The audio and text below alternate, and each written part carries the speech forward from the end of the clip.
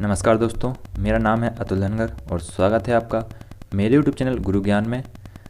इस वीडियो में हम बात करेंगे 10 अगस्त 2020 के करंट अफेयर्स के कुछ महत्वपूर्ण क्वेश्चंस के बारे में और साथ में ही मैं आपको इन क्वेश्चंस के बारे में कुछ महत्वपूर्ण फैक्ट भी बताऊंगा। इस वीडियो का पीडीएफ की लिंक आपको नीचे डिस्क्रिप्शन में मिल जाएगी। आप वहाँ से इसका पीडीएफ डाउनलोड कर सकते हैं। अगर आपको मेरे वीडियोस पसंद आ रहे हैं तो आप इन्हें लाइक कीजिए, शेयर कीजिए और साथ ही साथ मेरे चैनल को सब्सक्राइब भी कीजिए। तो चलिए शुरू करते हैं आज का हमारा वीडियो। हमारा पहला क्वेश्चन है, रक्षा मंत्रालय ने आत्मनिर्भर भारत अभियान के तहत कितने रक्षा उपकरण की सूची तैयार की है जिन पर रोक लगाई जाएगी? ए 50, बी 101, सी 210 या डी 351? तो इसका आंसर है बी 101। तो जो हमारे रक्षा मंत्री हैं राजनाथ सिंह, इन्होंने घोषणा की है कि आत्मनिर्भर भारत अभियान के तहत 101 रक्षा उपकरण की सूची तैयार की गई है और जिन पर आगे चलकर रोक लगाई जाएगी। इस सूची में सामान्य पार्ट्स के साथ साथ कुछ हाई टेक्नोलॉजी वेपन सिस्टम भी शामिल हैं।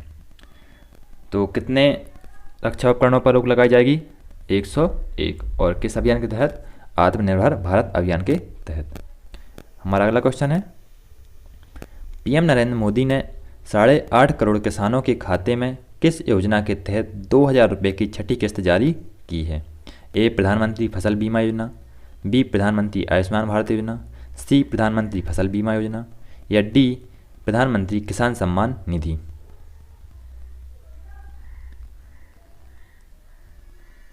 तो इसका आंसर है डी प्रधानमंत्री किसान सम्मान निधि। प्रधानमंत्री नरेंद्र मोदी ने 8.5 करोड़ किसानों के खाते में प्रधानमंत्री किसान सम्मान निधि योजना के तहत 2,000 रुपये की छठी किस्त जारी की है और इससे जो है देश के 8.5 करोड़ किसानों के खाते में 17,000 करोड़ रुपए भेजे गए हैं।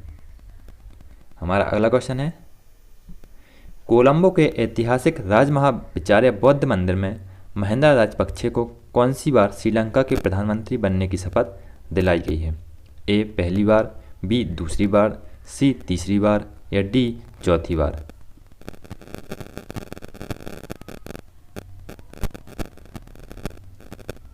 तो इसका आंसर है डी चौथी बार। तो जो श्रीलंका का राजमहाविचार्य बौद्ध मंदिर है, इसमें महिंदा राजपक्षे को चौथी बार जो है श्रीलंका के प्रधानमंत्री के रूप में शपथ दिलाई गई है।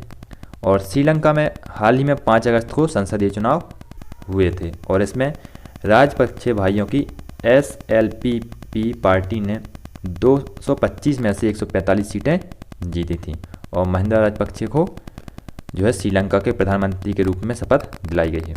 इसके पहले जो यहाँ पर राष्ट्रपति चुनाव हुए थे, इसमें भी SLPP पार्टी ने जीत हासिल की थी। हमारा अगला क्वेश्चन है, हाल ही में किस संगठन ने साइबर हमलों के कारण रूस, चीन और उत्तर कोरिया के संगठनों पर प्रतिबंध लगा दिया है? ए यूनेस्को, बी एशियन, सी यूरोपियन यूनियन या डी इनमें से कोई नहीं?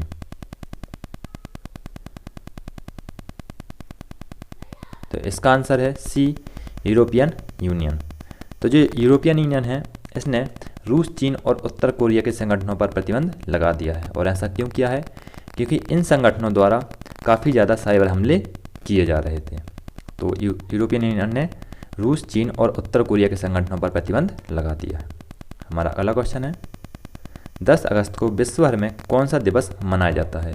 विश्व जैव ईंधन दिवस, बी विश्व विज्ञान दिवस, सी विश्व ऊर्जा दिवस या डी विश्व पृथ्वी दिवस?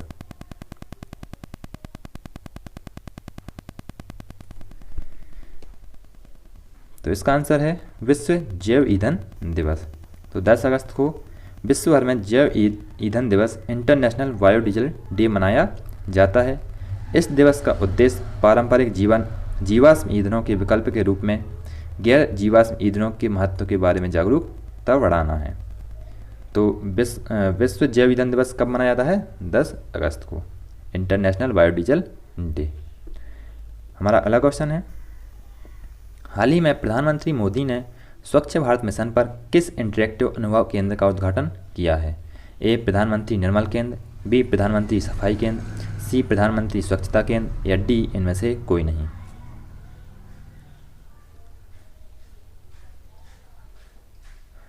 तो इसका आंसर है सी, प्रधानमंत्री स्वच्छता केंद्र।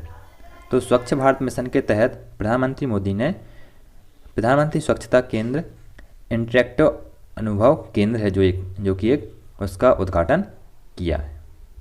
हमारा अगला क्वेश्चन है, निम्न में से किस देश में हाल ही में पर्यावरणीय आपातकाल की स्थिति की घोषणा की गई है, या फिर पर्यावरणीय आपातकाल की स्थिति घोषित की गई है? A America, B Britain, C Mauritius या डी यूएई?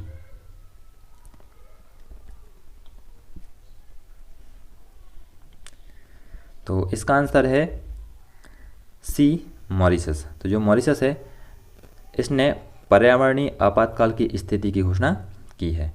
और ये क्यों हुआ है? तो मॉरिशस देश के तट पर फंसे जापान के जहाज से कई टन ईंधन के रिसाव शुरू होने पर हाल ही में जो है पर्यावरणीय आपातकाल की स्थिति की घोषणा की गई है।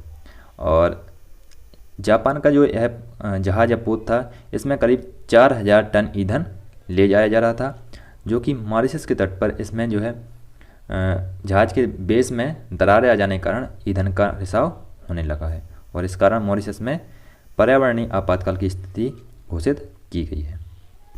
हमारा अगला क्वेश्चन है, भारतीय रिजर्व बैंक आरबीआई की मौद्रिक नीति समिति ने रेपो दर कितने प्रतिशत बनाए रखने का सर्वसम्मति से फैसला किया है?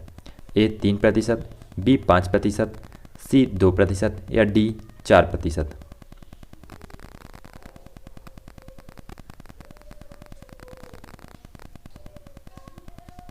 तो इसका आंसर है डी 4%।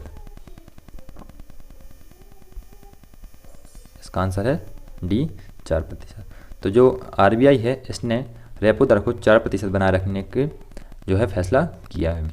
भारतीय रिजर्व बैंक आरबीआई के गवर्नर शशिकांत दास ने कहा है कि बैंक की मौद्रिक नीति समिति ने सर्वसम्मति से रेपो दर 4% बनाए रखने का फैसला किया है, और विकास को बनाए रखने और कोविड-19 के प्रभाव को कम करने के लिए बैंक मौद्रिक नीति में फेरबदल जारी रखेगा। इसके साथ ही मौद्रिक समिति की 3 दिवसीय बैठक के समापन सत्र को संबोधित करते हुए उन्होंने कहा कि मार्जिनल स्टेट फंडिंग फैसिलिटी दर और बैंक दर 4.25% बनी रहेगी। तो आरबीआई ने रेपो दर को कितने प्रतिशत बनाए रखने का फैसला किया है? 4%। तो ये था हमारा आज का करंट अफेयर। यदि आपको मेरे वीडियोस पसंद आ रहे हैं तो आपने लाइक कीजिए, शेयर कीजिए और साथ ही साथ मेरे चैनल को सब्सक्राइब भी कीजिए। इस वीडियो का पीडीएफ आपको नीचे डिस्क्रिप्शन में मिल जाएगा। साथ में ही नीचे दिए नंबर पर मैसेज करके भी आप इसका पीडीएफ मंगा सकते हैं। Thank you.